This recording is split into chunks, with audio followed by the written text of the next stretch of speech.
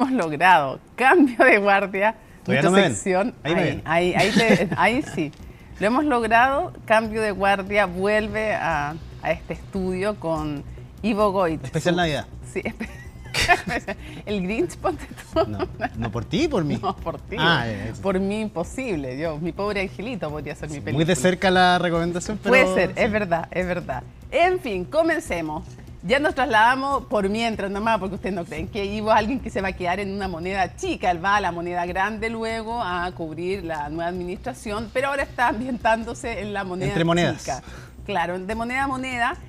¿Cuál es el ambiente, dirías tú en general, antes que empecemos con, porque hay harto dato, harto tema, pero ¿cuál es el ambiente por estos días en la moneda chica? Es un ambiente de tranquilidad, mucho trabajo. Están trabajando arduamente en la confección de los equipos, efectivamente, del gabinete. Son 3.000 los nombramientos No, son que tienen que muchísimos. hacer. Uno se enfoca, generalmente esto lo reduce, Mónica, al gabinete de ministros solamente, pero es verdad lo que tú dices, son 3.000 los cargos que hay que ver. Hay un equipo amplio realizando eso y además, a la par, analizando lo que van a ser los primeros 90 días, que es fundamental para la gestión. Podríamos decir, para partir bien la gestión del presidente electo José Antonio Kast. Hay varias medidas, hay muchas expectativas que saben que tienen que cumplir, pero son expectativas a las que le han ido bajando un poco el volumen, es verdad. Ya no es la candidatura, las promesas de candidatura, sino que efectivamente es cómo lo vamos a hacer y tratar de aterrizarle a la ciudadanía la forma en que se va a hacer, y que es lento, que no hay cambios de un día para otro, no hay varitas mágicas, no hay recetas infalibles para poder realizar, llevar adelante un programa de gobierno, pero están contentos. El presidente electo, ha tenido muchísimas actividades. Sí. Todavía no se baja de esta nube, de la vorágine que ha sido ser electo presidente de la República de Chile, y es por eso que va a parar los próximos días. Hay incertidumbre cerca, porque esta semana, por ejemplo, el día viernes va a trabajar de manera remota, pero va a estar en su casa. Colomba, sí. El fin de semana va a descansar, efectivamente, no se va a desconectar nunca, pero es probable que la próxima semana ocupe el mismo método. Hay quienes dicen que quizás estira esto hasta el 5 de enero, pero probablemente, conociendo un poco cómo ha sido el trabajo en la oficina del presidente electo, va a aparecer por ahí. Incluso no se descarta que aparezca mañana, el día 24 de diciembre, y a compartir quizás como con los equipos de seguridad, más allá que con su equipo directo, con la gente que trabaja efectivamente en la oficina del presidente externa. Sí, porque llega de madrugada después de su viaje a Ecuador, es un tema eso. A ver, comencemos con lo que vimos en la nota de Colomba. Sale después de esta reunión con el Partido Nacional Libertario, pues está la discusión de si entra Kaiser, no entra Kaiser, si entra Kaiser, no entra Kaiser, si entra el Partido Nacional Libertario, si están en la oposición, no están en el gobierno, oposición colaborativa, o bueno, en fin. Y se dice que existe este criterio, que no pueden haber un hermano y un parlamentario. Sí, que no sean parientes de autoridades, públicas, básicamente. Y sí, entonces pariente cercano. Pero ese era un criterio interno que manejaba el partido desde antes republicano. El día de hoy... ¿No estaba previsto que se hiciera público? No tenía previsto que se hiciera público porque siguen barajando los nombres. Habrían ciertas excepciones, pero vamos a estar hablando de eso. Pero el tema es que el día de hoy, dentro de las reuniones que hubo por la mañana, fueron los representantes del Partido Nacional Libertario. Estaba el vicepresidente Hans Marowski. Sí. Habló con nosotros después de salir de ahí. ¿Y se le salió? Y él da a conocer que cuando le consultan por Johannes Kaiser, efectivamente, las posibilidades que él tiene, las intenciones que él tiene, lo que él dice es, bueno, es que nos acaban de comunicar que hay un criterio del Partido Republicano, los republicanos, que impediría que Johannes Kaiser pudiese asumir un cargo de ministro porque tiene una hermana que es senadora electa. Entonces ellos, dentro de todo, dicen, bueno, nos quita un peso de encima también esta decisión, y hay que decir que el Partido Nacional Libertario no ha definido completamente eso, no saben, están midiendo si es que... Los hermanos, de hecho, han dicho y la conveniencia de que Johannes Kaiser pueda hacer... Sí, que no quieren que sea... que no quieren, a menos que fuera algo muy importante. A ver, un par de cosas. Se supone que se podría hacer una excepción en el caso de Kaiser. Sí, por la trayectoria de él, por haber sido ex candidato presidencial, por haber colaborado efectivamente, activamente en el último periodo de la campaña, pero quedan dudas, porque hay que resolverlas todavía efectivamente, de por qué sería una excepción con él y no con otros, porque hay otros nombres que efectivamente entran aquí. Carter, por ejemplo. Rodolfo Carter, quien es senador electo. Ahora dicen que no tenía ni una gana. Él mismo lo ha manifestado públicamente en distintas entrevistas que él quiere cumplir con su cargo de senador. Además, acá hay otra cosa, Mónica... 8 años seguro de senador versus 4 años en un cargo que es incierto, no sabe si va a terminar o no. 4 siendo muy optimista. Claro. Y en un ministerio que se hablaba de un ministerio de seguridad que hoy día es un fierro caliente. Pero es el todo o nada. Si triunfas, es el éxito total. Sí. Pero las posibilidades de fracasar son altas. O sea, es la está, derrota o la gloria. Sí, ahí está el tema de las expectativas generadas también en campaña. Bueno, él es uno de los casos porque Álvaro Carter, su hermano, fue electo diputado. Hay otros cargos de confianza, por ejemplo, se habla de la ex jefa de gabinete de José Antonio Kast, Carolina Araya, que tiene un hermano que es diputado también. Bueno, que está con tantas complicaciones, hay que decirlo. Sí, está alejado de la bancada mientras se resuelve su situación judicial después de las acusaciones del conservador. Sí, pero se produce un enredo. Que dice que le habría pasado dinero, él dice que no le pasó dinero, en fin, que le iba a pasar pero que no le pasó. Hay un enredo, Mónica, efectivamente, van a tener que explicarlo bien. Barquesi también. Barquesi. Oye, te digo una cosa, Ivo, yo francamente no entiendo este criterio. Es que ¿Por qué te lo digo? Porque, a ver, yo entiendo que el criterio de que nadie que tenga un cargo, en el fondo, designe a alguien cercano. Sí. O sea, por ejemplo, que un ministro no tenga a nadie más en la administración pública, me parece, eso me parece lógico, porque pero el parlamentario no designa a nadie. Entonces, ¿por qué? Porque es parlamentario, ¿no podría alguien estar en la administración? Es lo que ellos quieren despejar, al menos como para no entrar con... O sea, en la línea de los nombramientos, y efectivamente se hacen cargo también de parte de las promesas de campaña, de las críticas que se han hecho a la actual administración, pero efectivamente es ponerse una soga al cuello en ciertos casos, si lo vemos, por ejemplo, con temas de elencos, de nombres que efectivamente podrían quedar inmediatamente inhabilitados, no les sobran. Y por lo que digo, porque el parlamentario no designa a nadie, entonces ¿cuál es el problema? Ahora, porque si es por eso también uno podría reflotar nombramiento de candidaturas a diputados de parientes de quienes estaban en las directivas de los partidos. Correcto, así que un tema que mañana va a ser tema. Se están poniendo una vara súper exigente, como exigente es el plazo también. El plazo sí, del entre gabinete. El 9 y el 15 de enero se han fijado como plazo para presentar el gabinete. Hay algunos que dicen, bueno, o quizá el comité político, o algunos ministerios. Sería de los más rápidos desde el retorno a la democracia. Sí, generalmente son a fines del mes de enero. Sí, eso es lo habitual. Ya. Una presentación entonces general. está este criterio que generó polémica, que es súper exigente. Tal vez es bueno en el sentido de romper con la sobreabundancia de personas de una misma familia en puestos de poder. Más Está bien, puede cae ser. el criterio con las excepciones, porque ya si hay un criterio y hace excepciones... Si vas a ser súper estricto, porque vas a empezar a hacer excepciones, si no seas tan estricto, en fin, ya. Ok, otro de los temas, Eduardo Frei, hay noticia.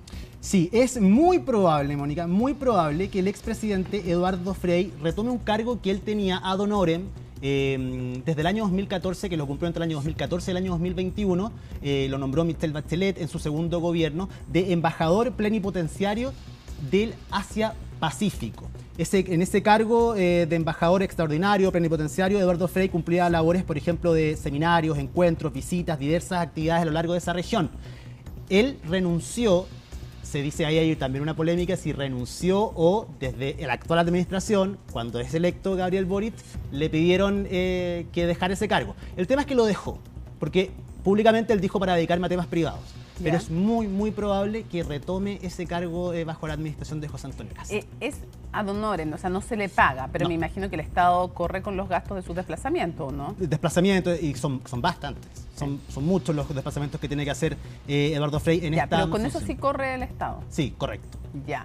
Sabemos que va a generar críticas, ¿no? De la ADC sobre todo. Sí, y de la oposición en general, de la futura oposición. Los mal hablados podrían decir aquí podría ser como el pago por, entre los apoyos, que no fueron directos, eso sí, pero... Por recibirlo. Pero va a seguir generando polémica. Ahora, quienes quieran defenderlo pueden decir, perdón, es un cargo que designó la expresidenta Bachelet. Se está retomando una tradición. Sí, que lo hizo durante 8 años. Por eso te digo, ahí está. Ya bueno, está quienes lo van a... Nosotros le estamos poniendo los antecedentes de lo que se va a decir y ustedes se hacen su propio juicio.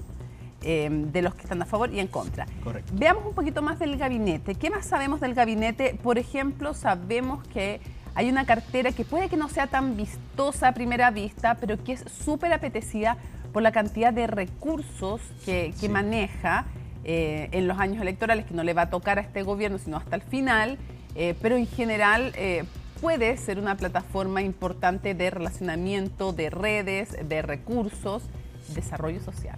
Sí, es importante, una cartera que ha estado incluso ha sido parte del comité político, lo fue con el expresidente Sebastián Piñera con Felipe Kast. Y presidente Boric hizo un cambio, un enroque ahí, ingresó al Ministerio de la Mujer, salió al Ministerio de Desarrollo Social, efectivamente que tenía oficina en el Palacio de la Moneda. Recuerdo, hasta hace solo algunos años tenían oficina ahí en el segundo piso, cercano a la oficina de la vocería de gobierno. Bueno, en ese nombre hay un nombre que suena con mucha fuerza ahí, que muchos dan por hecho prácticamente, que es el de María José Wolf, que bueno, está encargada parte del área programática, pero muy enfocado en lo social, y es por eso que ella podría ser, muchos dicen, ya prácticamente podría ser la próxima ministra de Desarrollo Social. Hay que esperar, efectivamente. Hay otros que también lo Pero hay querían. muchos que lo quieren ese cargo, que lo querían, o que ya dicen, bueno, no lo voy a tener. El exalcalde de Codina, por ejemplo, se dice. Sí. Que Él muchos está lo veían ahí, me imagino que algo va a tener, efectivamente, pero ya ahí cuenta con algo menos. En vivienda suena con fuerza de empuje, en obras públicas, bueno. Ahí hay reparos desde Chile Vamos. Sí. Él, yo sé que se ha sentido también vetado de alguna forma por Chile Vamos y le molesta mucho porque, de nuevo, quienes lo atacan, dice, tiene un perfil muy fuerte, sí, y poco dialogante. Quienes lo defienden, dice, tiene una expertise por sobre el promedio de cualquiera que pudiera ser designado en esa área, por lo tanto, debiera ser designado igual. Y en el fondo, creen, se va a hacer de alguna manera, se va a hacer de una capacidad en el fondo de dialogar que se va a producir, dicen ellos. Bueno, en fin. Lo quieren. Ahí están. Es codiciado, es muy codiciado ese ministerio, como tú dices muchas veces, quizás no está en primera línea, pero es muy desarrollo importante. Social, sí, súper. Es un temazo.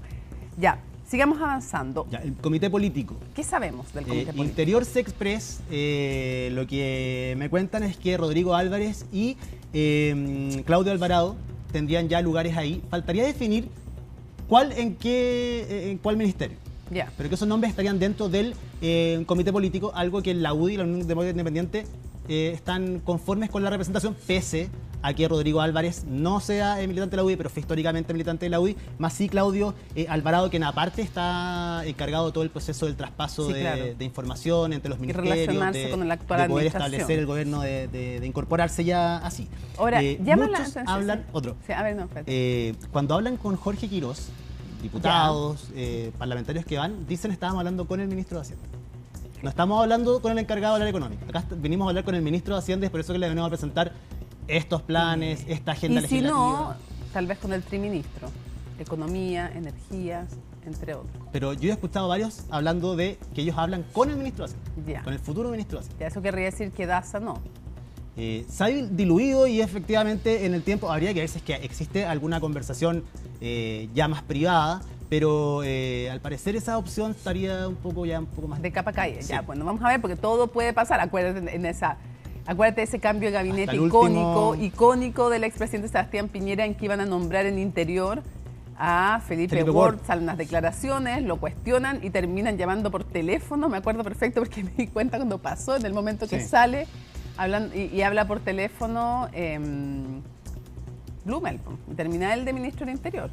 Sí, lo que han reconocido los partidos, eso sí, es que en todos los diálogos que han tenido con los equipos del presidente electo y con el presidente electo es que han sido muy útiles y que ellos sienten que realmente los están escuchando e incorporando. Y eso ha generado en quienes tenían resquemor acerca de la posición que podría tener el presidente electo José Antonio Kast y sus equipos de recepción, de recibir y escuchar atentamente finalmente lo que nos dice. Vamos a conocerme el gabinete, si quedan contentos o no quedan contentos todos y en qué medida. Lo otro es el tema más relevante de la campaña, seguridad. Llama mucho la atención que no haya claridad aún respecto de quién va a ser el ministro de Seguridad. Normalmente, y por ejemplo, en el caso del actual presidente, Hacienda era lo que se esperaba porque había una necesidad de una señal de quién iba a ser esa persona. Cuando se dice Marcel, se descomprime el ambiente mucho, y esa era la expectación. Ahora, como ya se sabe que Daza o Quirós, Hacienda, y no es sobre donde hay más expectación, hoy día es seguridad sin duda alguna, y por lo tanto ese es un nombre. Paradójicamente un ministerio que fue votado en contra por el Partido Republicano y que ahora se transformó posiblemente en la punta de lanza de lo que va a ser. Van a estar el comité político, efectivamente. Bueno, el día de hoy ese ministerio, Mónica, es un fierro caliente.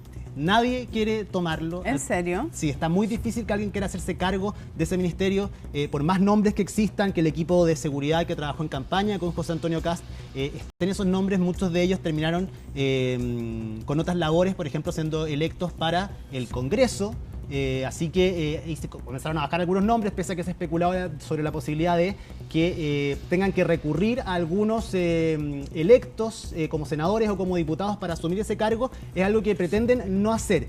Hay división, eso sí, entre quienes quieren dos perfiles. Sí. Uno que sea un ex uniformado, que tenga relación directa con las policías, que tengan un respeto directo, que les crean desde el minuto uno trabajar para par. Y lo otro, un perfil más técnico, que sean expertos en seguridad y que provenga de la sociedad civil.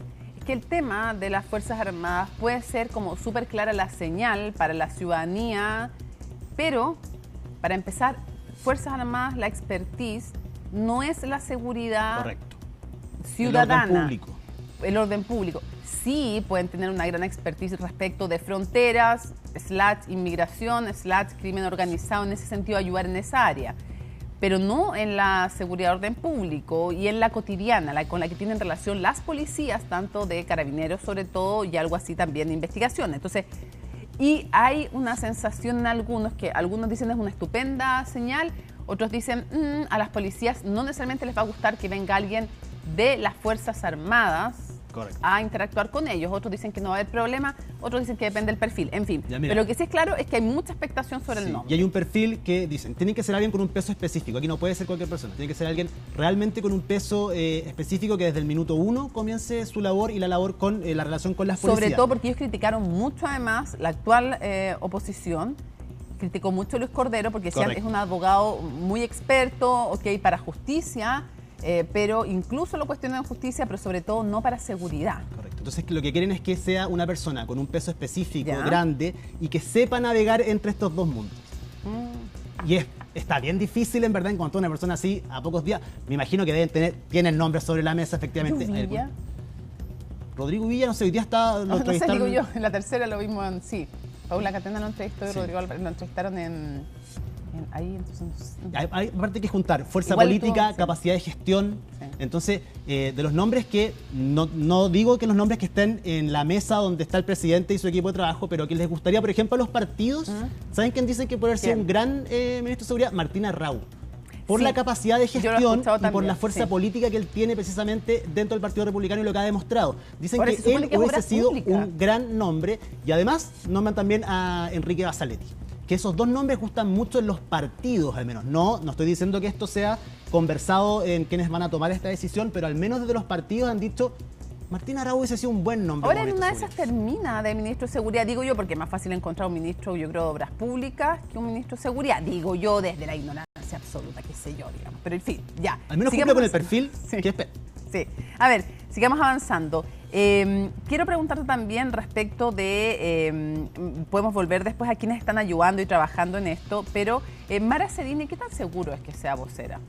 Es muy posible que sea la vocera, de hecho ya está asumiendo ese rol de manera oficial de la oficina del presidente electo. Ha estado ahí en los últimos días en medio de la polémica por los videos en redes sociales, de participación en el programa Sin Filtros.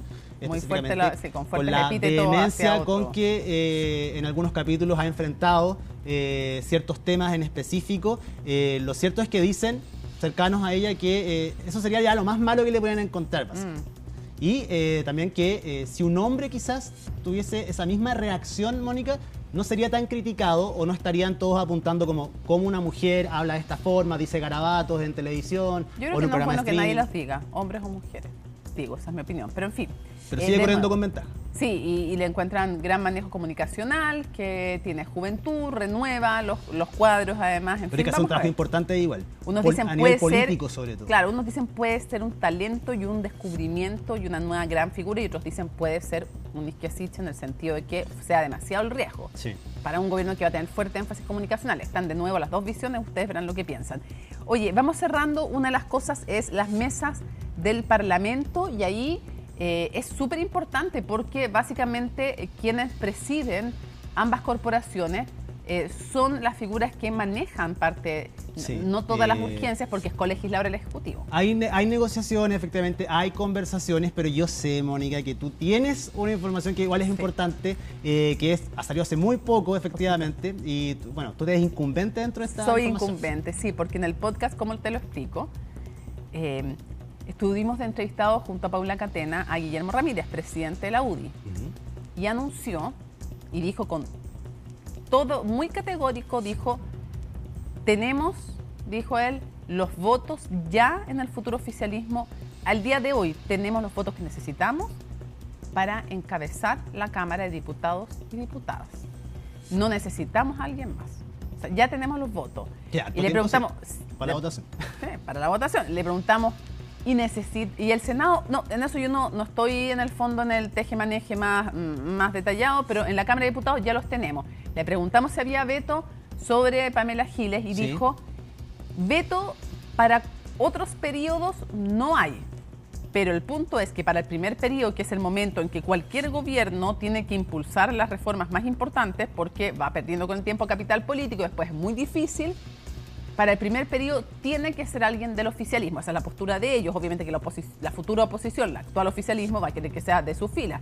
Pero ellos dicen, y no hubiera habido problema con Pamela Giles si es que el PDG hubiera sido y se hubieran aceptado la invitación de José Antonio Kast a ser parte del oficialismo, porque la definición es, más allá de las personas, que sea del oficialismo. Y ya tenemos los votos. O sea, básicamente le dijo al PDG que no lo necesitaba para la Cámara de Diputados o Diputados. Sí. El tema a seguir también. Como no tienen senadores, entonces... Sí, y lo último para cerrar, Mónica, un tema que me interesa de sobremanera es presidente viviendo en la moneda. Algo que me va a afectar efectivamente. A ti no términos de horario al principio. Que te hago una no, tengo mi casa. No tengo que llegar a dormir a mi casa, Mónica, así que no, nunca tanto. No propongas tanta emoción. Pero bueno, es un hecho que él va a vivir en la moneda, es lo que quiere, es su intención, va a hacer todo lo posible porque eso suceda. Él y Pía Adriasola. Él y Pía Adriasola solamente, pero viviría ahí solo de lunes a viernes. Ya. Para el fin de semana poder ir a su casa, a su residencia en Paine, efectivamente, a estar con su familia, eso. Así que ese sería al menos como lo tienen pensado este mecanismo. Hay varios contras, sí, de que el presidente viva en la moneda. Que las protestas van a ser al frente del Palacio de la Moneda. ¿Eso qué significa? Cortes, muchas veces, en las calles y van a... pero eso siempre es así. Sí, pero con el presidente viviendo ahí, ¿creen que puede ser mayor ese riesgo? Igual nadie le va, en general, sí pasó en el estallido que le fueron a hacer protestas al expresidente Sebastián Piñera, cosa que no dudo que ocurriera en Paine, está un poco más difícil el desplazamiento. No, pero al menos... Pero eso fue una excepción, en general igual las protestas son en la moneda. Sí, igual hay que ver hasta dónde llegan también los recorridos. Se puede trabajar en eso, pero efectivamente prevén que pueden haber muchos cortes de calle en un centro neurálgico del centro de Santiago, así que lo están viendo. Desde el gobierno, ¿qué piensan acerca de esto, Mónica? ¿Creen que no es una... Del actual gobierno. Del actual gobierno, que no es una mala idea, o sea, lo ven como una idea de él, que está bien, que es simbólico, y que saben que esta definición ha sido bien leída por la ciudadanía, al menos en las últimas encuestas de opinión, pero en cuanto a ahorro, dicen... Quizás no tanto, porque hay que reforzar los turnos de funcionarios y de dónde sale esa plata finalmente. Hay costos que están asociados a que el presidente viva efectivamente en el Palacio de la Moneda. No es tan simple como lo plantea el presidente electo José Antonio Kast, sino que efectivamente igual hay costos asociados a su seguridad, más allá de que no sea su residencia particular en Paine o en otra comuna de Santiago. Ya, seguimos atentamente entonces. Estamos felices de haber tenido cambio de guardia en martes, especial Navidad. Especial Navidad, claro, con el Grinch. Este es tu regalo de Navidad, ahí está. Mi regalo de Navidad para ti es haber venido al día. Este es un regalo para la audiencia, pero no para ti también, para ti también. No, que pero además un regalo de Navidad. Yo además quiero regalo de Navidad. Ya, entonces con el Grinch y mi pobre angelito nos vamos a la pausa y regresamos a CNN Prime.